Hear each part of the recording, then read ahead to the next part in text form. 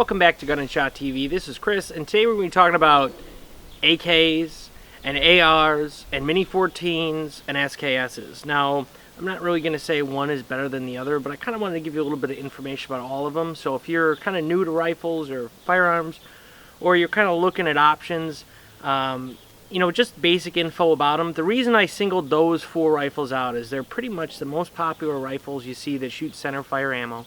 They're also the cheapest to get centerfire ammo for. This is a 223 round. This is a 7.62x39 round. They're both what are called intermediate cartridges, which means they're kind of like middle of the road between full power rifle cartridges and pistol cartridges. So they're really the cheapest to shoot, these 2 calibers. They're both somewhere around 20 cents a round, which is figuring steel case. There's a slight edge to 223 because you can get a lot more like deluxe rounds, let's put it that way. With 7.62x39, there's really not much more than the steel case. You can get brass case and stuff, but there's not the range of like hunting ammo and different stuff. Whereas 223, you can get a whole lot more stuff for it. So if you want a little bit more flexibility, you can do probably a little bit more with this round. But the 7.62x39 has a little bit larger caliber bullet, so some states where its bullet size regulates what you can hunt with, you might be able to squeak by and do a little bit more with this round, even though, like I said, there's not quite as much range of ammo selection. But anyways, like I said, these are the 2 cheapest steel case, cheap, 20 cents a round centerfire rounds, and that's the guns that we picked for today. There are some other great contenders in these calibers, but like I said, they're not as common. So they're less likely to be on your buyer list anyways, but definitely do a little research and check outside. But we'll go through each gun, talk a little bit about it, and give you price range, stuff like that.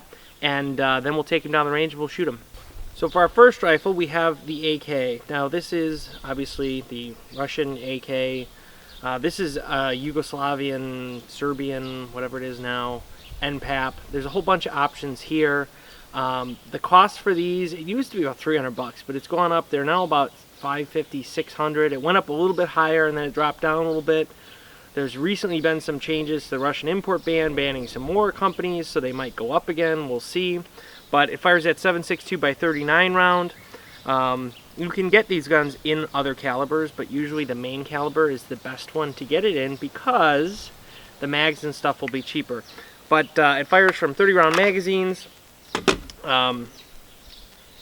It uses a piston system, which isn't super important, but it is a little bit different on some of these guns. So when the bullet goes down the barrel, the gas gets tapped out of this port here, comes back, pushes on a piston that actuates it.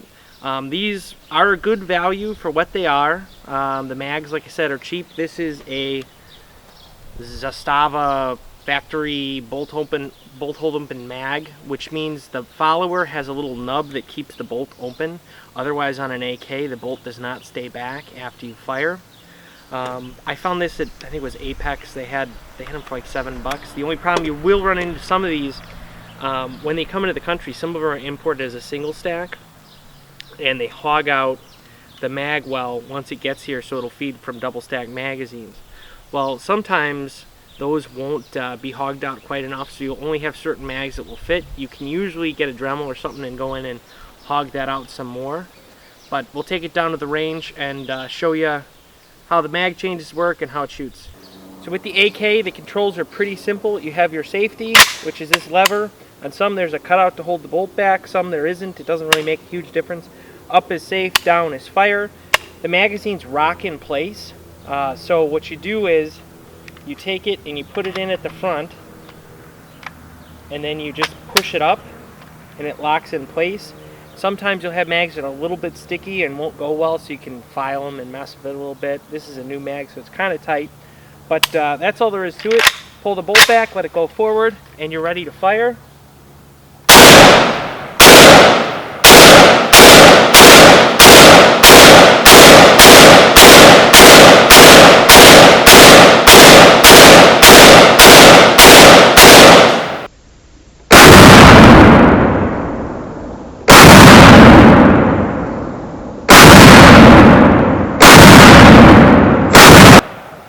Now, like I said, on this particular magazine, it has a bolt hold open follower, which means it gets locked back like that, so you can hold the bolt drop your mag, pop your new one in, and the bolt stays back, but it's just this, so as soon as you take that mag out, it closes. So that's something, like I said, the AK doesn't have that most other rifles that we're talking about would have, but in this case, not a huge deal. But if you're trying to do really rapid reloads, if you're a competition shooter or something like that, the bolt hole open is nice to have. So your only option is get special mags on an AK.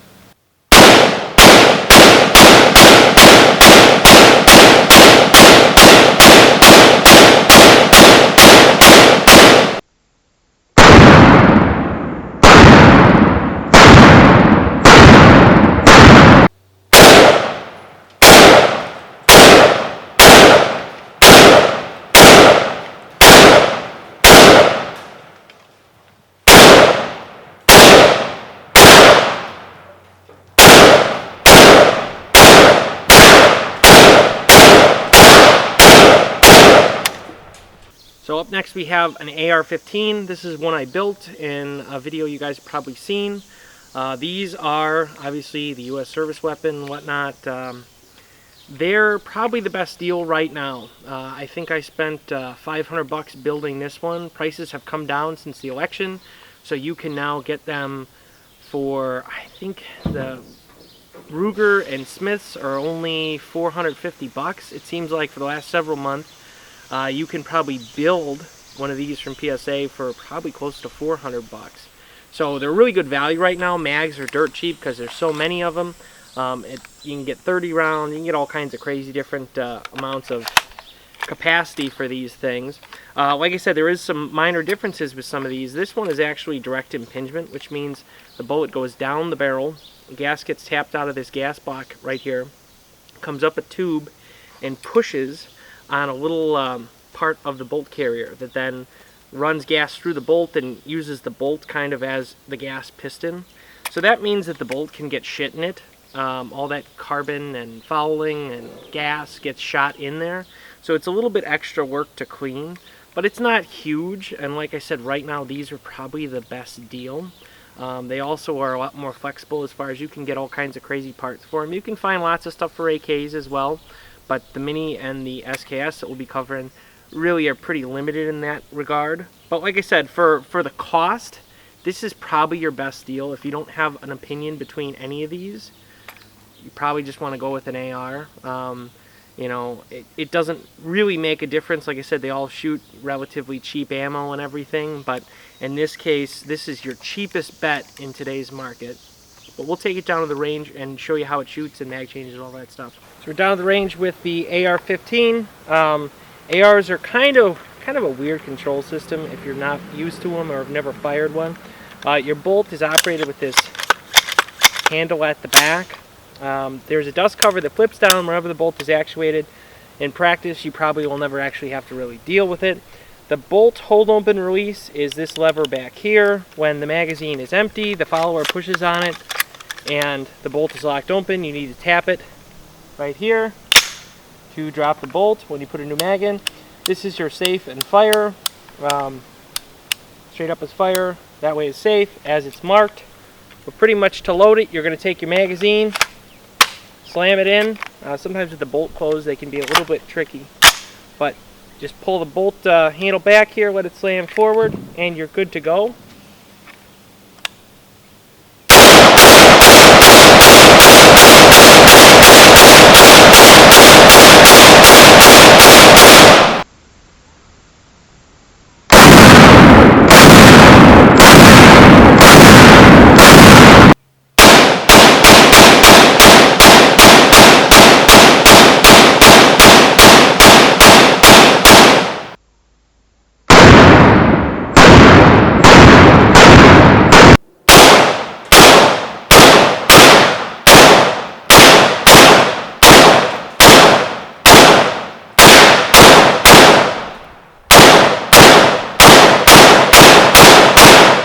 So the Mini14 is our next gun. This is not a service weapon. All these other ones have been service weapons. This is a commercial production rifle. I know some police forces and some foreign militaries may have used them at various points. I know the French use a crazy variant called the Mousqueton AMD or something like that. That's actually like a kind of like a souped up Mini-14. It's got some custom parts and some really nice wood and stuff. But this fires the 223, 5.56, either or. They're actually marked 223, but if you read the manual, it says specifically that you can shoot either. Some guns you do have to be careful if they're marked specifically only 223, then you do not want to fire 5.56. Like there is a target version of this that you don't want to mix up. You only want to shoot 223 in. But these are somewhere around, I don't know, they used to be, you know, $300-400 guns. They've gone up quite a bit. I think the MSRP is over, like it's like $1,000 or something, but street price should be about $700. If you're paying more than that, you might want to shop online or shop for a cheaper shop. I know this one I found on Gun Broker for $500, brand new in the box. It was missing a few things. I called Ruger and they gave them to me for free. So it was just missing the mag and the scope rings, which scope rings I'd never even used. But this is a really decent rifle. It gets around a lot of the assault weapons ban stuff because it really doesn't have that many evil features. So it's a good thing for ban states. For my money, like, I really enjoy this. It uses that piston system. The gas gets tapped out of this block here and gets shot down into this giant piston, which is part of this operating rod. So it uses the same system kind of as M1 Garand or an M14 or M1A, whatever you want to call it. But I really like the Mini-14. I know lots of people bagged on them because there were some accuracy issues, but that has been solved in the 580 and up series. And you can also get this thing called an AccuStrut to put on the barrel to kind of stabilize the barrel if you have one of the older pencil barreled ones. The big drawback with this particular gun is that the mags are a little bit expensive. They're like $30-40 for the factory mags. For a long time, Ruger was weird and they wouldn't sell the more than 20 round magazines to the general public. Since Bill Ruger's passed away, the company has changed a lot. That's not an issue anymore. But the big issue is, like I said, there are aftermarket companies that make magazines, but by and large those magazines are a little flaky. This gun seems to run okay with a lot of the aftermarkets, but you got to be careful with some of the Mini-14s. They're picky and they only want the factory mags, but the factory mags are good quality mags. They're just a little bit more expensive. Like I said, you know, right now the cheapest mags are going to be your AR or your AK, and the ARs, you know, are pretty common and pretty easy to find around here. But, you know, if you're not a mag collector, like I think I've got, you know, 4 factory Mini-14 mags, and that's really all I've ever needed for this. I have tons of aftermarket ones that I've just picked up because they were cheap. But, you know, so that is one thing you have to figure in these. They're a little bit more expensive. But, you know, that's all because they changed the barrels in the assembly line to make the machining tighter. So, you know, if you're interested in the Mini-14, you think it's a cool gun, or you live in a band state, there's nothing wrong with them. They're probably, you know, not going to be super accurate, much like an AK or an SKS. They're probably not going to be as tight as an AR-15 just because of how the bolt lockup works. But we'll take it down to the range, shoot some rounds, show you how the mag changes and everything work. So we have the Mini-14. This one's pretty simple to operate as well. You've got the bolt here. This is the bolt holding open. If you want to lock the bolt back, you can push it down. It'll lock it back. Your safety is more like an M1 Garand, where it is inside the trigger guard. When it's pushed into the trigger guard, it's safe. When you push it forward, it's fire. It also rocks in place for magazine changes like an AK. You just there's a little hole in the front that goes on a little nub inside the receiver, and you just pop it in like that, and you're ready to fire.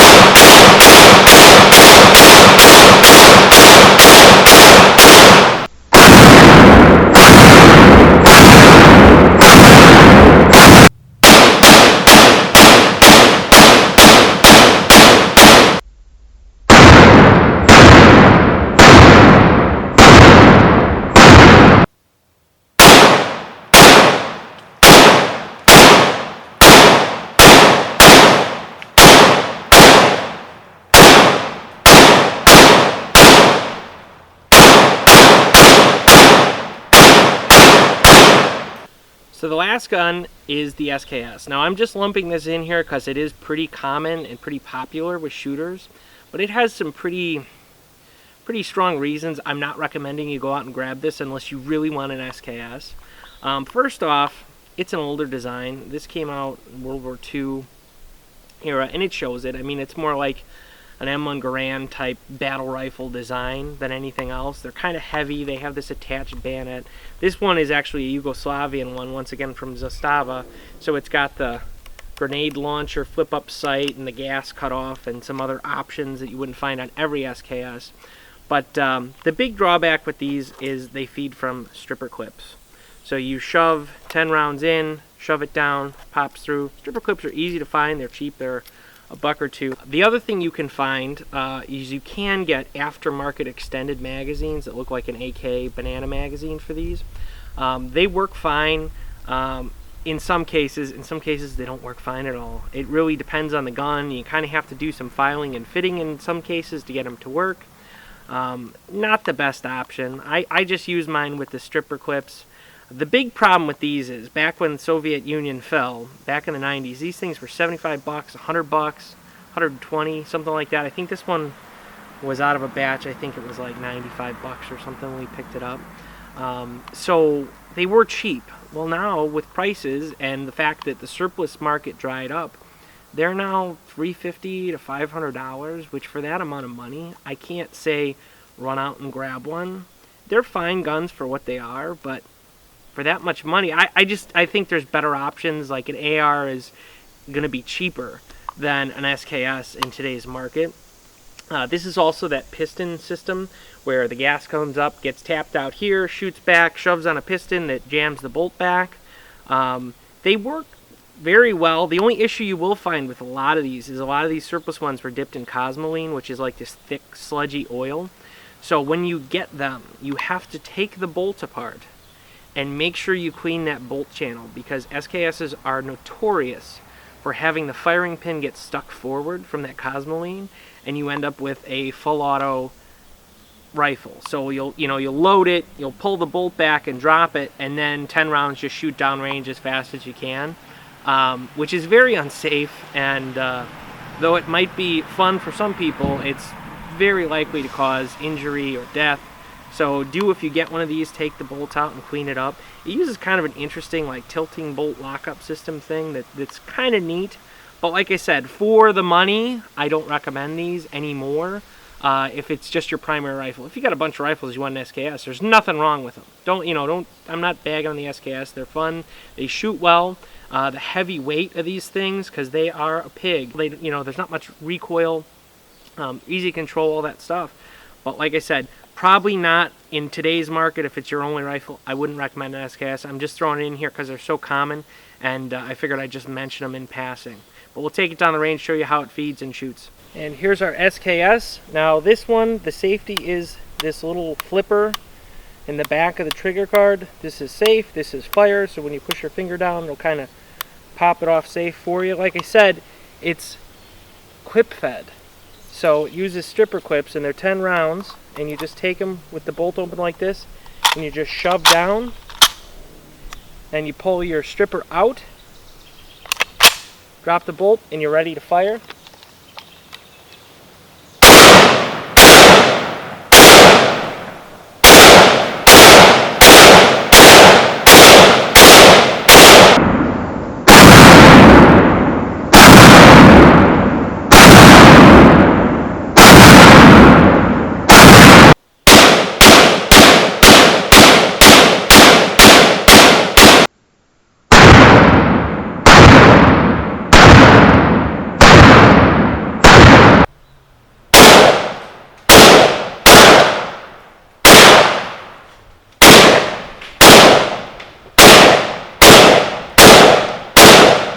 So thanks for sticking around. I hope you guys enjoyed the video. Like I said, I was kind of just mainly going over options. If I had to pick one for a new shooter that didn't have any particular thing for one rifle versus another, I think the AR right now is probably your best deal, especially if you're on a budget. You can get mags for $5-10 a piece. You can get the actual rifles for $450 for a Smith or a Ruger. You can build one from PSA for about $400. So it's really the most cost-effective full-size 223 or 7.62 type rifle right now. And if you're a newer shooter, I know that you're going to go out to the range and burn through a lot of ammo. So You know, if it's your first rifle, I'd recommend probably running out and buying a 1022 because you're going to blow through a ton of ammo. And at 20 cents a round, it does add up. But, you know, with a 1022, you can go take an Appleseed, maybe learn a little bit more about rifle shooting before, you know, going whole hog. Because I know once you get one of these, you're going to blow through a ton of ammo. But also, don't let me come off as saying, oh, only get an AR. I really like the Mini14. I really like the AK. The SKS, like I said, is one I'd kind of steer you away from if you were taking just my opinion. But of the three, AK, AR, Mini14, they're all good rifles. They'll all do pretty much what anybody is going to do with them. Depending on what you want to do, an AR is great because it has flexibility. An AK has some aftermarket. Mini14, not so much. But like I said, you know, this is more just a buyer's guide, more just information. And, you know, obviously everybody has different criteria when they pick a gun, whether it's price, you know, looks, physical features, size, stuff like that, weight. So that's all going to vary, and I can't really, you know, pick what you would want based on your criteria. So you have to evaluate everything as you go through. But like I said, hope you guys got some good information. Thank you guys for tuning in once again to Gun&ShotTV. If you've got comments, make sure you leave me a comment. I'll try and respond to everybody. If you liked the video, quick thumbs up. If you didn't, quick thumbs down. If you want to contribute to our Patreon and help us make more videos like this and cover the cost of ammo, or at least chip away at it, that would be great. Thanks for watching and have a great day.